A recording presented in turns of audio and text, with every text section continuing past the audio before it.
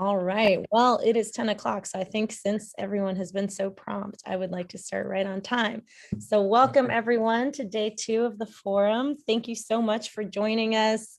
My name is Anna Souza. I am the forum producer. I'm also here with Harrison Harvey, who is on our team, our forum coordinator. We have a fantastic panel planned for you today. You're here for navigating the documentary landscape, and I'm so excited to have everybody here with us. We do have a whole week of panels and conversations planned for you, so please, you can register for events right up until they start, so please check out our schedule and register in advance. And so without further, also we've got captions happening today. Thank you so much to Corey, who is captioning for us. If you would like those, you can activate them at the bottom of your screen on the right. And without further ado, I'm going to hand it over to our fantastic moderator, Clay Pruitt, former forum producer himself. And we're very excited to have him here with us today. Thanks, Clay. Thanks, Hannah. Nice to have everyone here. All I can see is the number of attendees. So I can't see your faces, but I'm still very happy to have everyone here for this incredible panel today. We've got a real amazing lineup of folks here to talk to. As Anna said, my name is Clay Pruitt. I'm head of acquisitions and programming at Seed and Spark. I'm very happy to be moderating today. My pronouns are he, him. And before we kick things off, I'd like to just acknowledge that the land we are all on is occupied territory. I am moderating the ShortFest panel from Pueblo and Ute land. And I encourage all of you to take a moment to learn about the ancestral keepers of the land that you are on. You can find out easily by using the Native Lands app or the website native-land.ca. And I would like to kick things off by having our wonderful panelists introduce themselves. And I'm just going to go in the order that I see you on my screen. So we can start with Ariel. Hi, thanks, Clay. Hi, everyone. My name is Ariel Richter. I work at Endeavor Content in our documentary group. Wonderful. Ellie? Hi, everybody. I'm Ellie Wen. I'm a documentary filmmaker based in San Francisco on Ohlone land, and I'm just thrilled to be here with everybody. Thanks for having me. Poh? Hi, my name is Poh Si Teng. I am calling in from Washington, D.C., also the land of the Nacotchtank and Piscataway people. I go by she and her. I'm the director of IDA Funds and Enterprise, and also a filmmaker, and have made a couple of short docs, produced St. Louis Superman, and another film that came by this festival last year, which is Dead Woman's Pass, and have another short doc in the festival circuit called Blood on Our Side at the moment. Great. And Ben? Hi, everyone. I'm Ben Schwartz. I'm the director of sales at Submarine Entertainment. We're a documentary sales company and production company working on features, nonfiction series, and some shorts as well. Amazing. And last but certainly not least, Tiffany. Hi, everyone. I'm Tiffany. I'm a filmmaker.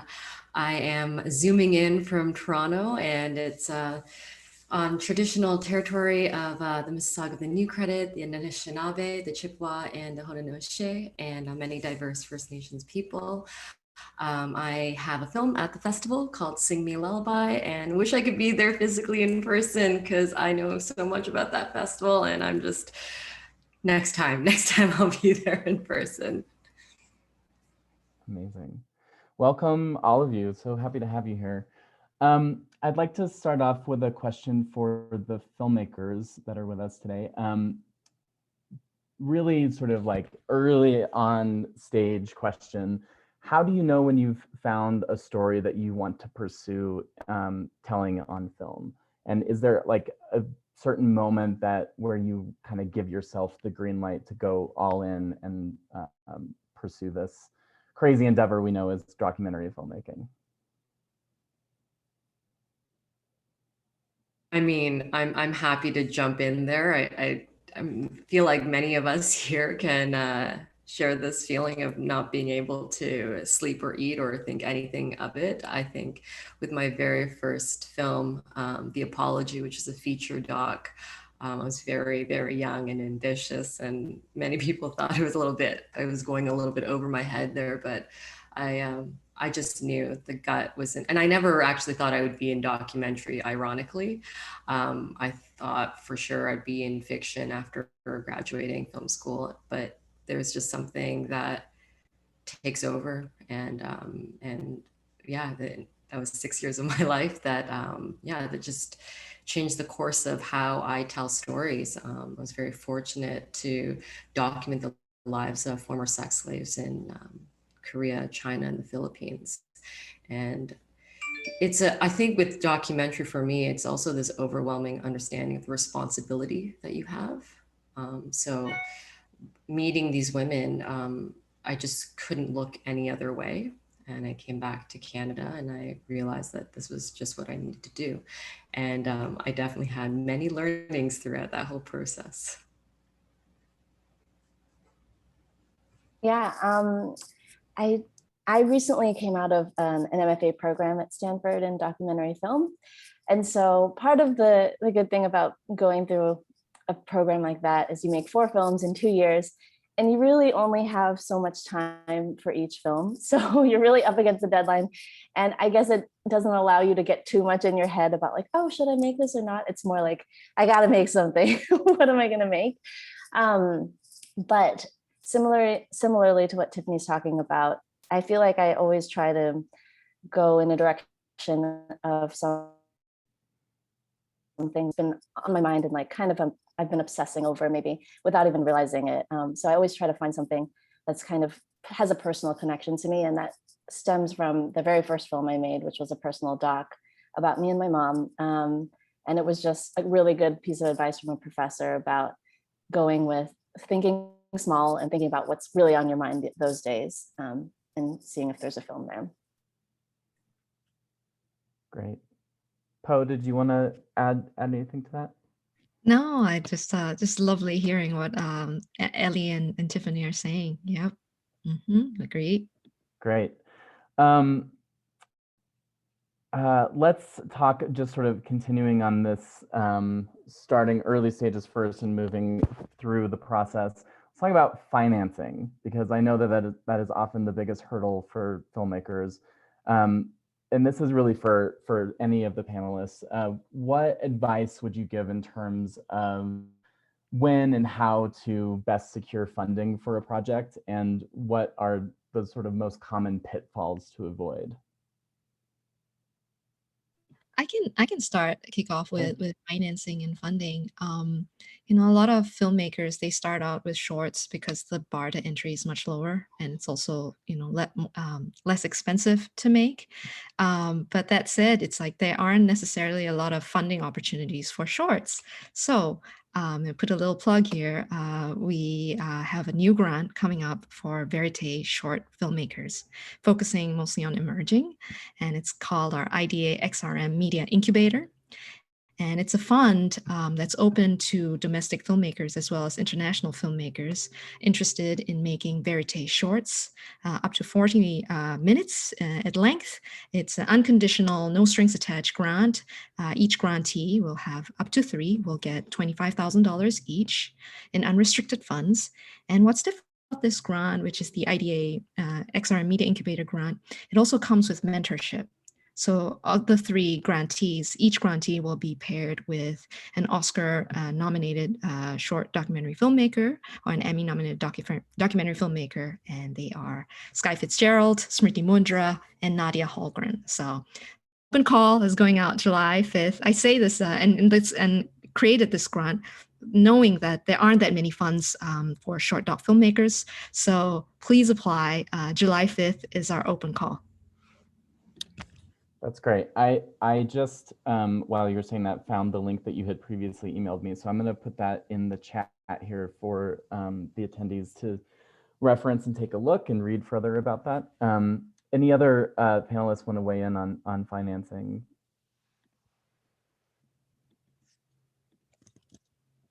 Sure, I'll go ahead. I think with shorts specifically, I think that grants is usually the easiest route, not the easiest, but the most sensible route, because a lot of times when we're trying shorts, it's filmmakers who are emerging and they know that there's a story that they want to capture and there's an immediacy to it. But it's also a really good way to work on your craft as you're working on your longer documentary, which probably will take a little more time to raise the fund. Another great thing about shorts, and then I'll just talk about the financing of it, is that a lot of times you can find that a short is a really good way to get into the festival circuit and then maybe also use the film as a proof of concept for that documentary feature length that you're trying to make about the subject, which you discovered with your short. I'm sure a lot of people have experienced that.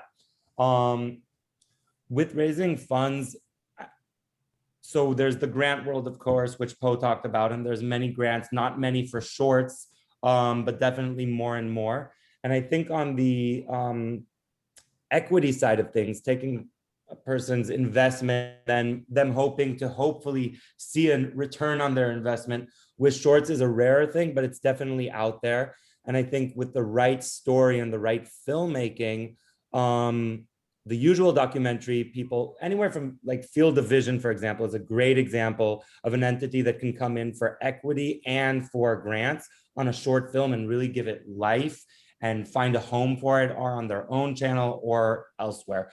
And I think that more and more entities like Field of Vision see the potential in shorts and are looking to invest. It's not a very big investment for them. It's not a big investment compared to a feature-length documentary, and a lot can happen with the film. So I think that that's another route to go, just looking for those people who have supported shorts already in the equity space. And yeah. And then, if I may, there's also the documentary commissioning route, and the different entities provide different kinds of agreements with filmmakers, and going down the commissioning route. I was a former documentary commissioner for Al Jazeera English, and the strand was Witness, and at that time I believe it's still the case. Like, they commissioned a 25-minute documentary short, and in fact, St. Louis Superman was a documentary short commissioned by Al Jazeera English, and so was Dead Woman's Past, which came through this festival, and so is Blood on Our Side. So for filmmakers that are starting out, emerging, looking for funds, that is a possibility.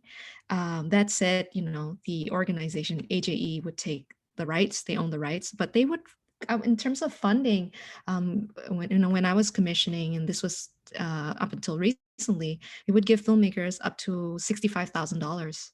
And emerging too. So, for a filmmaker that's starting out, doing documentary shorts for the first time, this may be an opportunity to get that full funding. But of course, one is not able to retain the rights. Yeah, and I'll just add, I think when you're talking about moving potentially from shorts into features, and you're asking about pitfalls, and I think the strongest tool is just, it doesn't have to be a lot of material, but having some sort of short reel and written deck to, amplify your idea and really give people a sense of, what your story is, what your characters are, what your visual style is essential. So it's, I think, finding that, initial source of money, maybe from a grant or, some other type of investment, just to get those initial materials ready. That's how you can kind of open up the project to a much wider pool of investment, as opposed to trying to get a lot of money up front off of a concept, which may be incredible, but really having supporting materials. That's how we work for things that we work on from development or that are going into production, where we help raise financing or are taking something out to the market in one way or another. We always spend a very long time working on that initial teaser, initial deck, and that's, launching from there. And I just want to I want to add something, but I also want to hear Ben's opinion, and of course, anyone else who's experienced this. I've found that the more and more third-party financiers, meaning a company that puts equity into it, or not a grant, or a high net worth individual who wants to invest in the film and support you as a filmmaker, more and more prefer to see it as an earliest stage as possible. So definitely with the sizzle, so they understand the world and the filmmaking, but not a lot of material either, which sometimes can happen in documentary, because shooting a day, an event that happens on one day. But I think that investors now would like to be involved at a much earlier stage. So beyond just being someone who writes a check, can have that place for creative input. That's why they most likely got into this space in the first place, to be able to talk to filmmakers, to be able to help them shape the story, not in an imposing way, in a supportive, executive producer, experienced way. And I'd love to hear Ben's opinion, because this is something that I found more recently, feedback from the third-party financiers we reach out to help finance documentaries, is really that they want to come in as an early a stage as possible. Yeah, I agree. I think we see that as well. And that's why I think those initial materials are so crucial. And it's, not necessarily worth worrying about too much beyond that without really honing in on knocking it out of the park with a written treatment and a short sizzle. If I can add to, like, as a filmmaker's perspective, I kind of went the opposite route. I started with a feature and a feature that was going to be shot across 3 different countries, and finding initial just like money to just go and do it. I mean, I was invited first to document educators there, and that's how I was able to meet some of the grandmothers at first in Asia. But we went like all guerrilla style. We just like went on Kickstarter. We were like, this was in 2011. So like, this was just getting started in Canada. We were like one of the first projects to do that with hot docs. And what I found about crowdfunding and just finding unique ways of just getting like some seed planted so you can collect the various assets and create a sizzle and do all those things and not starve to death was the fact that you're reaching out and building a community before your film is even shooting or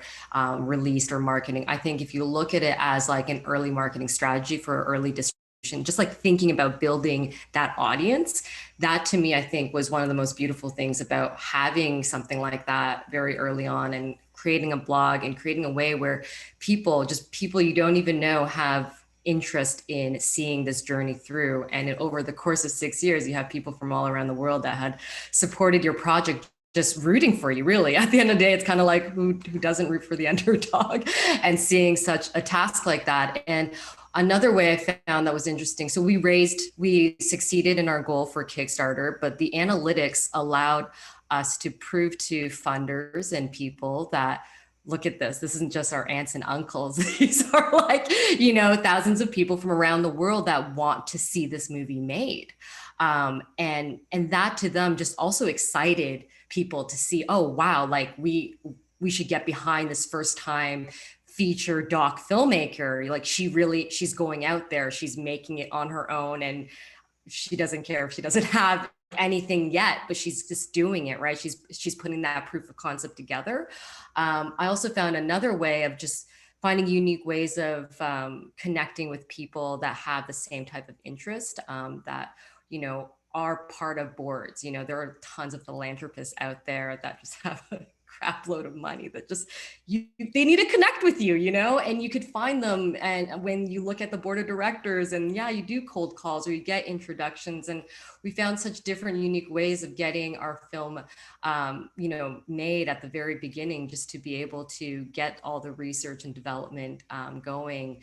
And that was also partnering with like Aeroplan, like one of our airline miles program, and she does like the charity section of it. And so she donated miles to our project because she's a grandmother herself. And so we were able to pretty much fly for free for the first 3 years back and forth from Canada and North America. And that was just a unique, again, introduction to somebody that believed in the story.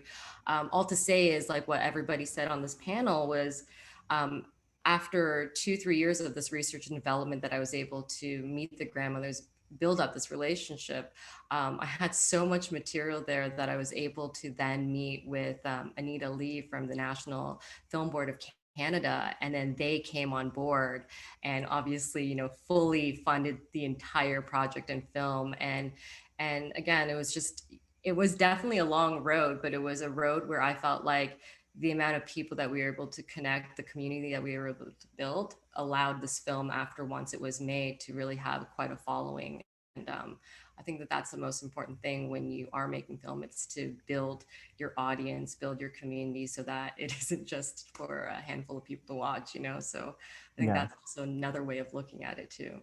Definitely. That was actually going to be my next question, was how early on are you thinking about your audience, and how are you reaching out and cultivating that and building it? I'd love to hear from Ellie and Poh, and also Ben and Ariel, if you would like to contribute. Sorry, a few last thoughts about the previous question. I just wanted to speak to, in case there's other filmmakers like me who maybe dive into making a film, realizing it's probably unlikely that they're going to be able to get it financed up front.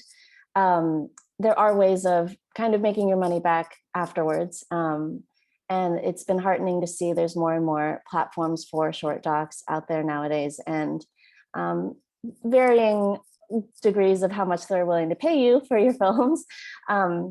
But that is one way to go. And of course, if you're going to take that risk, I personally try to keep my costs really low by doing most things myself. So shooting, sound, directing, editing myself. Of course, one day I'd like to graduate to be able to collaborate with other people, but you got to survive. And then the other thing is kind of going along with what Tiffany was talking about with like building that community, and the next question that you're asking, Clay. When I had my last film, The Misfits, which actually played last year at Palm Springs as well, when it came out on KQED, which is like the local PBS in the Bay Area, I did my own like grassroots campaign, outreach campaign to all these women in STEM organizations, because the film was about an all-girls robotics team. And something unexpected happened a year later, where one of the nonprofits that I had reached out to that helped tweet about the film and shared on social media and everything, they reached back out to me and asked if I would help them make a video for their nonprofit. So these things can happen where you can really use your films as calling cards. And this is all just to say, really get those films out there. You put so much effort into them. I know we can be precious about like, oh, I don't know if this is worthy of being in a film festival, or like, I don't know if I'll send it to this platform for distribution, but take those risks and you never know what might happen from that. I just also want to just on what Tiffany said about the lady with the miles. I think that is such a awesome example of getting someone to invest in you without having them write a checkbook, and flights and travel. I mean, it can make a difference between a film costing $500,000 and over $1 million travel, and 3 years of travel. That's like a lot of money. So having someone who supports you in a way that she also, I assume, feels like she wasn't losing money because it was miles that would have expired or just sat there anyway, is brilliant. And it's money. It's just a different form of money. So I think that's a really great way, especially when you're starting out, to sort of raise the financing for your projects. It's brilliant. I'm gonna start looking for financiers with not a lot of money, but a lot of miles. A lot of miles. Yeah. That's the way to do it. And if you do a program where you link with that airline and ask them to match whatever you're able to donate, that's when we really hit the jackpot there. You do 1 week. Guys, this is a great, like, we'll just do a little workshop here. But yeah, if you partner with an airline, say that whatever is match, and they love doing those types of things because it's also, you know, eyes on their initiatives as well. And then you kind of do make it a bit of like a, you know, a 1 week only. All the miles donated will be matched, and that 1 week only, you really do see people just going full on donating what they, because you can't really buy a flight for like 5,000 points, but you accumulate that. A lot of people just have 5,000 points just sitting around their account, and they'll just like all donate it to it, and there you go. And to add to your question about audience and how important it is to know your audience, I mean, it's essential. It's so key. You know, one thing, it's important to know your audience and whether, you know, this is a community film. Is this meant for a large, broad audience, a global audience potentially? Is it a specific niche audience? And it's very important to think about that and think about the potential distribution very, very early on in the making of your film. Like, is it supposed to go to a streamer? Is it supposed to go to a public broadcaster? What kind of entities, and how is it going to be to go out to audience that as a filmmaker, you're interested in reaching out to. But that is often, that needs to be tied to the film and the thematic relevance of the film. Having worked with so many shorts documentary directors, I always tell them, you have to think through the theme for your film and whether or not it's something that will hold, that is extremely relevant right now, but will also be relevant thematically years to come. So that gives it a longer shelf life and, makes it just more valuable and more important. I think a lot of times when filmmakers are pitching shorts ideas, and I'm speaking as a former documentary commissioner, they're often pitching things that are too close to the news. And my advice for them is always, and in addition to audience, and in addition to the step back away from the news, think of a larger theme that you want to hit, and how you're going to tell the story. Is it through verite, and if it is verite, what is the unfolding actuality? And this comes up a lot. In St. Louis Superman, for example, was that's a film about a Black man, an activist who becomes a state legislator in a white Republican Missouri state house. The way that idea came about was like, we know our audience, who you want it to go out to.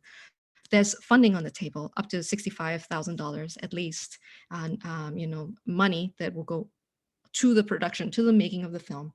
But more broadly, to the filmmaker, they had a great character, but in terms of thematic relevance, the story about a Black man, Black Lives Matter and movements like it, and whether or not it can transform into actual change through political structures, that theme is going to be relevant for a long time to come.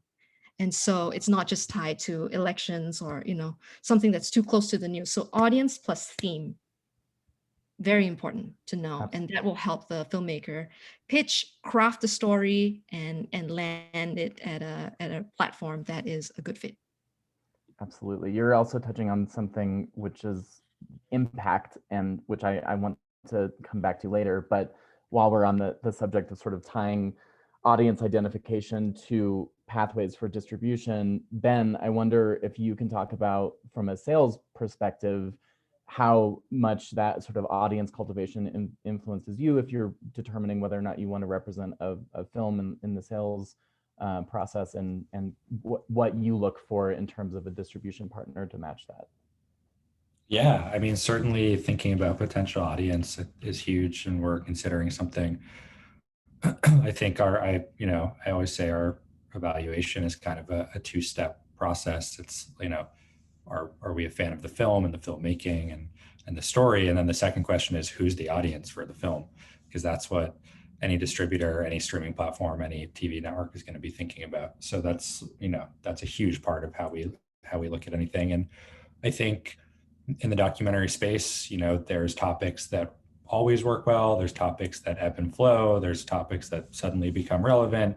There's topics that suddenly, become tired because, there's been a million true crime hits now, and, you have to be so different to kind of hit it in that space.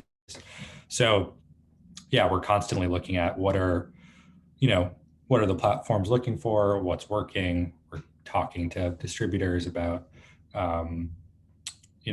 what types of content they're looking for at that moment. And yeah, it's significant. So having, a clear audience for your film makes a big difference. Now, there are things that are more niche that work, and that, we're definitely not opposed to taking projects on that don't have an obvious audience at first, but it does make it more challenging.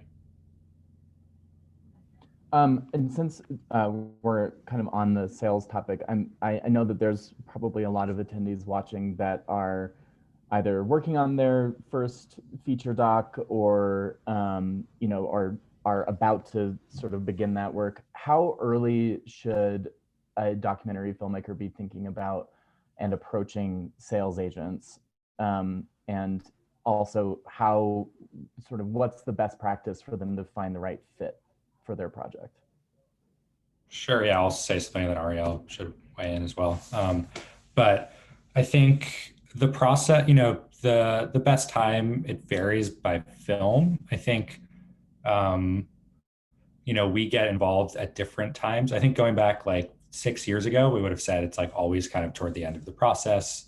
It was much more unusual for a sales company to get involved earlier, either to help raise financing or to try to pre-sell a documentary. That just wasn't really as much of a thing. But in the rise of streamers and TV networks wanting to be involved earlier, and even some theatrical distributors, there are projects that do work in a pre-sale capacity. Those are usually things that have a really obvious audience, so like pop culture, about a specific person or some huge story. So we like to look at things at all stages. We're happy to look at pitches where there's just written materials and a sizzle, or sometimes even earlier than that. And every year we come on board projects across stages. I guess there are definitely films where we see a sizzle and we say, this is really cool, but it's too early for us to come on board. You know, could we come back? Could you come back to us when you have a cut? And, you know, then we take it the festival route and sell it that way. So I'd say it's always worth approaching, you know, when you have materials you're comfortable sharing and making the rounds and showing people, but don't be surprised if the answer is it's a little too early for this reason, because we can't quite tell what the visual style is going to be or what the story is going to be or who the audience is. Yeah, Ariel, I'd love to hear you weigh on that too. Sure. Ben, I agree with everything Ben said. I'm happy to repeat it in a different way, but he nailed it. That's how it goes. What I will say is that the filmmaker has instincts, right? Especially a documentary filmmaker. They know when something is ready. They know when something is right. The first time you feel it's right, that's when you should come to a sales agent and get the feedback, because the feedback will be free of charge, hopefully helpful. Even if it's a no, it's feedback that we give, and I know that I'm speaking for Ben as well. We give with the intention to help and with the intention to guide each person who comes to us in what we see as correct for them at that stage. And when we say, this is really interesting, it's too early, but come back to us when you are at rough cut stage, that sounds like a fake ass Los Angeles no, but it's like, it's not. Come back to us. It's not time yet for a sales agent. We'd love to see it when it is. So don't lose hope when people say no, because you know what you're like. That's also very important to say. And I know that we all feel that way. And our inboxes are full because of it, but it's like, that's how it works. And we're happy to see it again when it's time. But except for that, yeah, I agree with everything Ben said. Great. And again, since a lot of our attendees watching are here with Schwartz, presumably, Ellie, I'd love to hear a little bit from you. I know that you've had work that's been picked up by The Guardian, The New York Times, The New Yorker. Can you tell us kind of about that process? Sort of, were you seeking out the opportunities for distribution there? Were you approached? Did that come from your festival run? What kind of, can you disseminate to the short filmmakers that are watching right now? Yeah, well, first I'll just modify that by saying the New York Times featured one of my films, but wasn't picked up by it. But no, but I did have, yeah, my film Share, which I co-directed with Barna Sass, was picked up by The Guardian, and that came about because we had an amazing champion in our film. David Magdale, who was our publicist, was incredible, and we really didn't have a plan of like how we were going to even approach potential distributors or streamers. But he saw the film early on because we were premiering at Frameline, and then he really believed in us and was like, you should go after it. You should submit this to all the platforms. And so he actually submitted it to Charlie Phillips at The Guardian for us. And then Charlie really responded to the film, which we were really grateful for. And we just went with them because they were so passionate about it. And then with The New Yorker, that was this past May that my film came out on Mother's Day. That came out on The New Yorker. And with that, I had I'm a part of this group called ADOC, which is an amazing organization. It's Asian Americans in Documentary.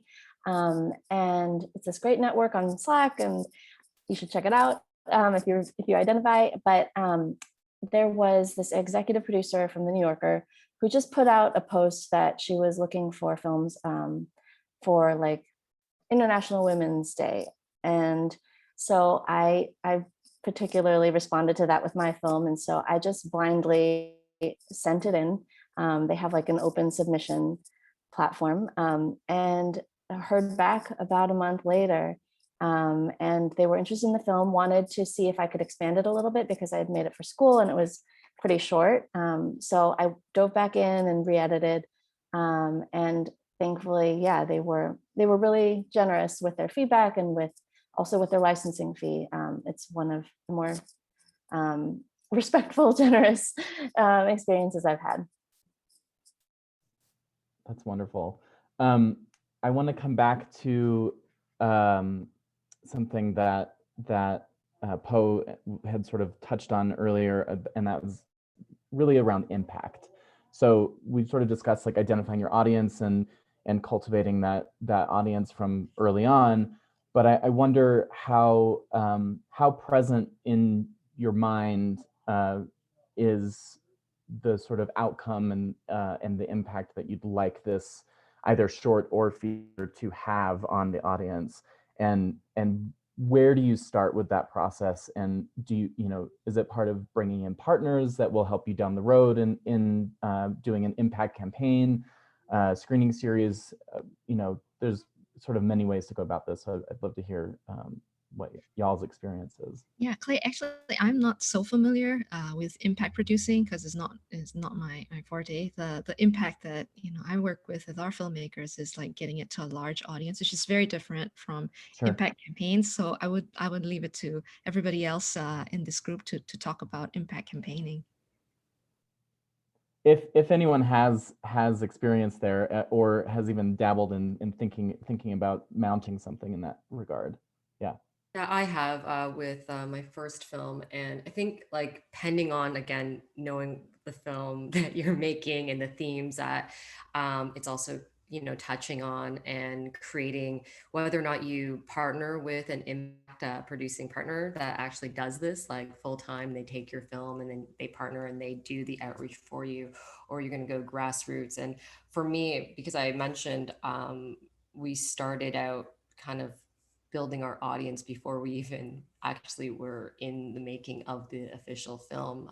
And it was all by default, just having to raise funds and also having people who were rooting for us that wanted to just join and help out and support. And then that just linked us into various different communities and groups, and knowing that our film is very much a social issue based film, but also the themes of it really is, we're talking about, sexual violence against women, but really around family. It's a family story. It's a theme that crosses against across generations, relationships around family members. And so we were able to start compartmentalizing the themes that we were touching on, and then be able to then see the various organizations that are already doing the work, that are already doing the outreach. You're not trying to reinvent that wheel there and create your very own. It's actually about the people who've already done and is doing that work and how you partner with them.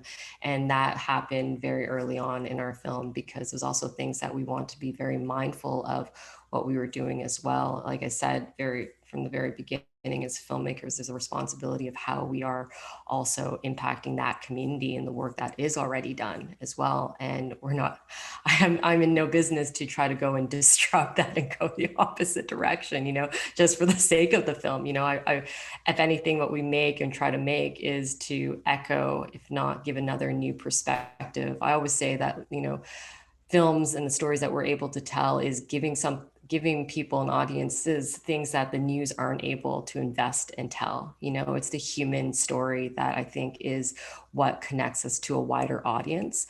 When I think about audience, I'm not thinking about singing to the same choir. I don't think that that's productive necessarily. I think it's about tapping into an audience that has no idea about the subject matter and finding that connective tissue that we can all relate to, a universality around that. We, one way or another, came from a mother, came from a person, had ties to either chosen family or family dynamics that are complex, and those are the things that I really find myself gravitating towards, and then finding a way of how we can connect to stories that we may not think that we would have interest in or have any ties to. And from there, building that audience. And then with the impact parts of it, there are just, if your film and your story has things that are currently happening in the news, whether it's been a long ongoing protest, ongoing, issue in the news that, I think that there is just so many things happening that for us, we were able to tap into.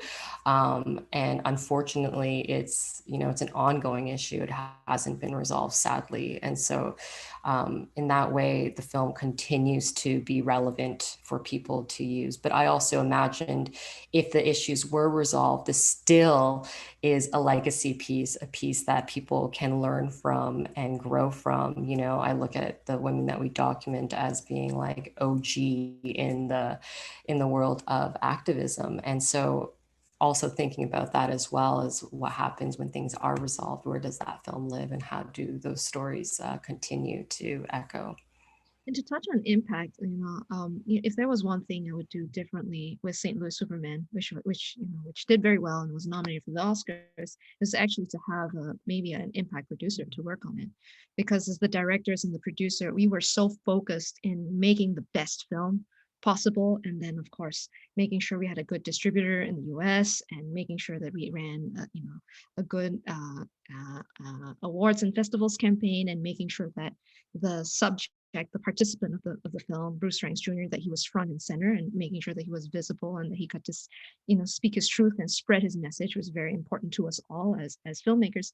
But if we had an impact producer, I think it would have maybe taken the film to another level, because we had so many dreams and hopes for the film to go to HBCUs and the like, and into schools, but we just ran out of capacity. And I think as filmmakers, directors, producers, we should also know like what we're very good at, what we want to work on, and what we can't possibly do for lack of time and resources, even when our heart is there. So if depending on the film, depending again on the audience and the type of impact that as a filmmaker you envision for your film, it might be worth bringing in an impact producer who can sort of plan and map out how this is going to go impact wise for the film. I wanted to just touch on something that I saw was a recurring theme here. I think Tiffany and Poh said it, but maybe Ellie said it as well. And it's the difference between news and documentary. And I see that it's a through line that and probably Ben as sales agents and trying to raise financing come across a lot. If it's on the news and it's still a worthy story, but if it's on the news and there's no real human insight or opening up a new world or a new line of thought, or a character who's leading something, you see in the news that this bill was passed in Congress. So making a movie about the bill that passed in Congress for buyers is less interesting because it was on the news. The person who passed the bill, their unique story, how they passed the bill, why they passed the bill. That's where I think, and Ben, tell me what you think, but that's where I think the difference is. And it's really, really important because as documentary filmmakers, you want to tell the actual story. You want to bring the facts. You want to stay true to it. You want to be ethically correct about what the story you're telling is. But there is that need for the story and not just the facts. And I just thought it was a through line with all the filmmakers. And I think it's great that they're aware of it as filmmakers. And I encourage everyone on the other side of this Zoom to also think about that. How is this different than a news story about the same issue, about the same event? What makes it a documentary? I just heard that everyone said it. So I think it's a really interesting and important point as people embark on making films. Absolutely. And thank you for connecting the dots there. We are getting to the final 15 minutes, sadly, of this conversation because I have so many more questions that I want to ask, but I want to make sure that the audience is aware that we have a Q&A feature. So if you have questions, please put those in the Q&A button at the bottom of your screen, and we'll get to a few of those. To kick things off here, from the audience, an anonymous attendee. This is a question for Poh about the new opportunity with IDA, is whether or not people outside of the US can apply for that. Yes, it is actually a grant. So my background is international. So I came into this role in January, and I felt, there should be opportunities that open up to our to filmmakers outside of the U.S. as well. So this is one of our first grants that will be open internationally. So if you are working on a verite documentary short, please apply. It's a great opportunity. Plus, it includes mentorship. So. So great. That's great. so awesome. I love that whole initiative, and I'm too. so excited to spread that out. And I love how the mentorship and partnering with that is really just, you're just setting them up to win, instead of just giving money and just like have fun with it. You know what I mean? I think it's wonderful. Thank you. And our hope really with the IDA XRM Media Incubator is, is to guide emerging filmmakers in the verite short doc space. I see that gap. I see that gap in terms of the verite filmmaking, and it's somewhat lacking. In certain regions, certainly in the United States, on the emerging level, it's certainly like it's expensive to make verite observational documentary films. In certain parts of Europe where commissioning, and even in Canada where there are actual commissions, you can see filmmakers actually do more verite observational filmmaking. But in the US, especially on the emerging level, it's hard. The bar to entry is very hard. So my hope with our IDEA XRM Media Incubator is that emerging filmmakers will get that chance to make that verite documentary short, plus also get the guidance from Sky Fitzgerald, Smriti Mundra, Nadia Holgren, who have made amazing verite short documentaries, and that they be able to guide a little bit in story crafting, in crafting verite. Yeah, absolutely. We have a question from, I believe it's Maya. How does one get the submission fee money to enter a finished short documentary into a bunch of film festivals? Is crowdfunding ever used for this? I can just speak quickly before turning it over to the panelists from Seed and Spark's perspective on the crowdfunding side. Yes, frequently we find people just doing a crowdfunding campaign for festival submission fees. I will also say from personal experience that if you have previously played festivals, you can always reach out and ask for a waiver. The worst they can say is no, but you definitely do the legwork to see what's available for you there. But if anybody else would like to speak directly to that. Yeah, just piggybacking off of that. Also, as like a student filmmaker, if you're making work, there's a lot of generous waivers for student work as well. And a lot of times festivals will like advertise that, but also they won't. And it really doesn't hurt it takes a lot of work and time to email and find those emails to individually ask every festival, but it's really worth it in the end. It adds up. Definitely does. Another question from Liv. Are investors interested in documentaries that border the line of comedy while still maintaining a serious issue? I saw that question and I have to say, absolutely. They would love it. If it's well made, they would love a comedy documentary. Documentaries tend to think that they can only be serious and heavy. And serious, heavy documentaries are important and beautiful. But a good, uplifting, funny one, that's so hard to find. And the answer is absolutely yes. Great. Another anonymous question here. What do sales agents ask for from filmmakers in distribution deals? What types of contracts should a filmmaker prepare for?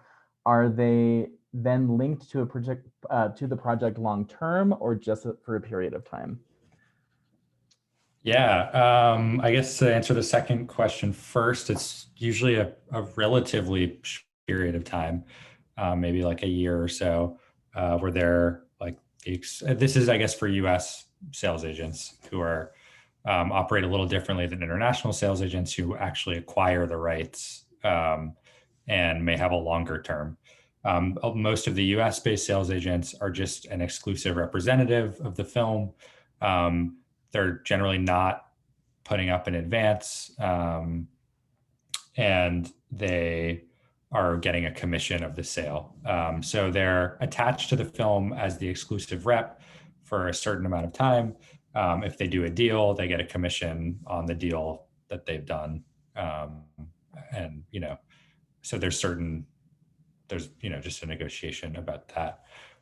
In terms of what type of contract, I mean, it's in terms of between the filmmaker and the sales agent, they're usually pretty simple. There's an agreed upon commission, there's an agreed upon term, there's an agreed rights that are being represented, whether it's just the documentary or the short, or sometimes it's also the underlying rights, like the scripted remake rights to the story. But usually, yeah, I'd say it's pretty simple. When you get into a distribution deal with a streamer or any type of distributor, then there's more considerations to, what's the upfront advance, what's the back end split, what's the term, and a number of others, depending on if it's a streaming company, a theatrical company, et cetera. And Ariel, if I've left anything out, feel free to jump in. From Mateo, how do you find mentorship or apprenticeship opportunities in the doc world? I can jump in and talk about that. Mateo, there are so many groups, various groups, in our documentary space. For filmmakers of different interests and different affinities. So there's ADOC, the Asian American Documentary Group. There's BDC, the Black Documentary Collective. There's Brown Girls Doc Mafia. There's Forward Doc with filmmakers living with disabilities. There's the Video Consortium. And so, there's just so many now opportunities to connect with folks. And now that as we're coming out of the pandemic, a lot of things are going to open up, and probably they're going to be more meets like it was before the pandemic. But I would say a lot of these affinity groups and different interests, field interest groups are also doing stuff online. So join them on Facebook or whatever platforms that they're on. And yeah, some of them have these online Zoom drinks mixers. We're checking out. In terms of mentorship, in Canada, we have obviously maybe different structure here, but we have grants that like specifically is just career development, and that is partially to pay for a mentor. So you could literally go seek out who you want. And I've had that happen with me. Like people approached me and offered me a contract of mentorship. And it's like, hey, I got approved. I would like to apply for this. Can I put your name down? And then that's a very a unique way of also partnering with a mentor that you want to be able to reach out to. There's a grant for that in Canada called the Career Development Grant. And I think that there's also other ways of I've had people ask me, but I've also seen and try to direct people they're making a film and reaching out to, when you watch films on the festival circuit and there are films that you feel like is really aligned with the stuff that you're interested in doing and wanting to do. My biggest note and advice is maybe it's not having a long-term mentorship, but also just really having a very specific question. I say every filmmaker, it doesn't matter how well established they are or just emerging, if you have a very specific question, everyone has a time to answer that. What people I find don't have time for is having a 2-3 hour Zoom conversation about the whole entire world, about life, right? That makes it might be a little bit harder, but if there are specific questions that you're dying to ask specific filmmakers from films that you loved and to watch, I don't see why it would be too hard to be able to just reach out, and social media allows you to connect that. And I find that more and more people are doing that and also getting results immediately. And that builds also a relationship and community aspect with an international group of filmmakers that you might feel a little bit hesitant and scared to. Someone asked me that the other day. They wrote me on Instagram and they're like, oh, I've been waiting, but I wasn't sure. And I'm like, I'm so glad you just messaged me, because that's just a text message, right? That we could connect with. And I think that we can do that. And I think that our technology allows us to make those meaningful connections now. I also think that it's really important to understand that the documentary community is as huge as everything seems, it's not that huge. And everyone went through what the people on the other side of the Zoom are going through and are contemplating. And there's just a lot of goodwill in this community, specifically the documentary community, I feel, of just helping each other out, talking to each other. I remember being a film student on the other side of the world and reaching out to Alan Berliner, who's a very well-established New York. Yes, come meet me in New York. Let's talk. Like, everyone's open to it. It's just about finding them at the right time in their own lives, but don't be shy to reach out. People love giving advice. People love being mentors. So really just don't be shy. Reach out to the people you want to learn from. There could be place for you on their next set. Who knows? Maybe they just lost their assistant editor. You have no idea. Reach out. And I would say, that look for mentors and also mentor at the same time, simultaneously. Like, there are 35 attendees in this conversation. I'm sure it would be wonderful if there was a way for folks here, even in this conversation, to connect with each other and maybe help each other with the next short film that, one or the other person is making, or the feature. So look for mentors, but also mentor and work collaboratively at the same time. Yeah, I was going to add that, like, if you are at ShortFest, network, like meet with other filmmakers, talk about your work, see what opportunities arise out of that, or if you're just attending a festival, it's the best place to meet people that are like-minded and willing to work together. Also, there are a great number of labs out there with various different organizations like Sundance and Film Independent and Tribeca that offer instruction, but also mentorship in conjunction with what they are producing with the lab. So definitely look up those opportunities and apply where you can. I had another question here. I know we're about out of time, but I think we'll get to a couple more here. From Victor, can you shed some light on the contractual side of the doc world, authorship, commercial, and distribution? Anything to be on the lookout for? I'll just quickly jump in and say that I really believe in, making sure you're protected and working with a lawyer.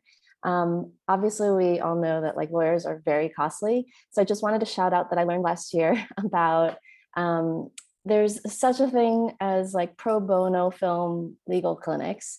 And so I will drop those in the chat, but there's, I think UCLA has one, and then there's also something called the Cardoso Law Clinic, where they do pro bono work for filmmakers that need legal help. So definitely recommend running your contracts by them. And just add to that, yes, Ellie, lawyer, oh my God, life changer. And whatever deals that you ever make, don't, just because it's written there doesn't mean that's finite and that nothing can be changed and you're just happy that somebody wants to buy your film.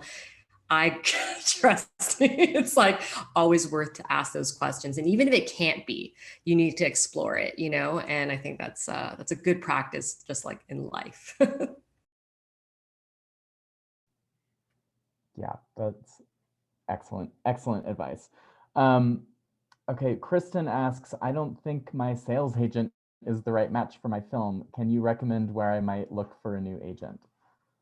Well, you have two right here, but it's good to know that, but in seriousness, it's important to find the right sales agent for you. And if you're feeling, and I have no idea who we're talking about, but if you're feeling that it isn't the right fit, it's better to, they are the people who will represent your very, very hard work to the world.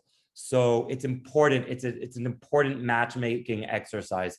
Look at the 5 documentaries that you love the most, see who sold them, and reach out to them. Ben, anything to add there? Yeah, I agree with everything you said. I think there's not that many documentary sales companies out there. So I think, it's just, we look at, this goes to, I think, one of the other questions in the Q&A about looking at a film. We look at everything that comes into us. So don't be afraid to send your film to a lot of different sales agents and get their feedback. So, yeah. Great. We are out of time. I do want to just ask one, hopefully very concise answer question. Just one last piece of advice that you'd give to the folks that are watching in terms of how to pursue a sustainable creative career in nonfiction storytelling. I'll say quickly, find your community. Poh listed a great number of resources and organizations. It's really intimidating, but the more people you can just connect with and ask questions and support each other, the less lonely it'll feel and less intimidating it'll feel. And also shout out for residencies like Clay was talking about, labs. That's a great way to find community and work on something, like develop something that you're working on currently. And just to add to that on community building, I think I'm a big supporter of not continuing the burnout culture. I think documentaries have that ability to, you know, of course, majority of them is our passion projects, and we tend to throw ourselves into it until we're not well. And I think for us to be the best storytellers and the best agents to be able to share these stories, we need to take care of our mental health. And that's part of it, is growing our community. And if it's not other filmmakers, it's just like even being able to reach out to other, you know, friends or family, or just even have your own board of directors of 5 people, 2 people, whoever it is, because the process can be so daunting and so lonely, and you could feel like it's all on you. And it doesn't have to be. And we have to take care of ourselves first and foremost.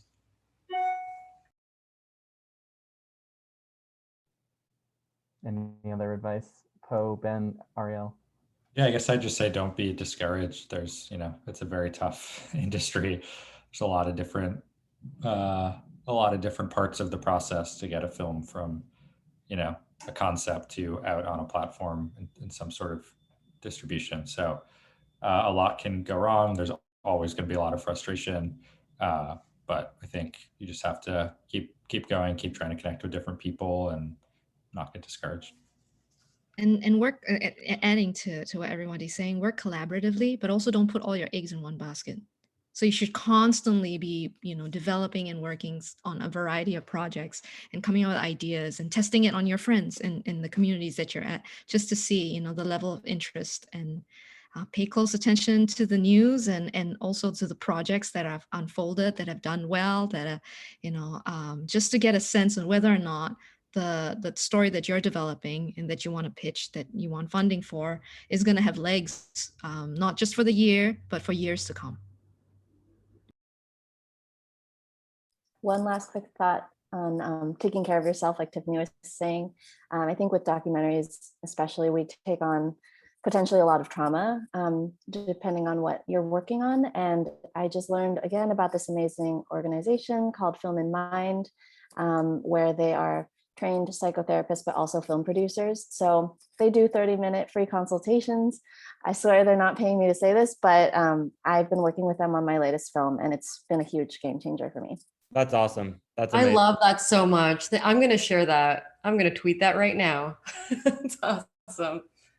Thank you all so much. We are over time, but I really want to give a big thank you to all of our panelists that were here with us today. And if you're watching and you're in Palm Springs, please go see some incredible shorts, including Tiffany's, which is played this morning, I believe. So maybe an opportunity to screen again in the later on in the festival. But thank you again. Thanks so much, Clay. Thank you to everyone, to all our panelists. This was such a fantastic conversation. I always have the unhappy job of like wrapping it all up. I know we could keep talking for a while. So thank you so much for making the time and talking to all of us today. And yes, like Clay said, please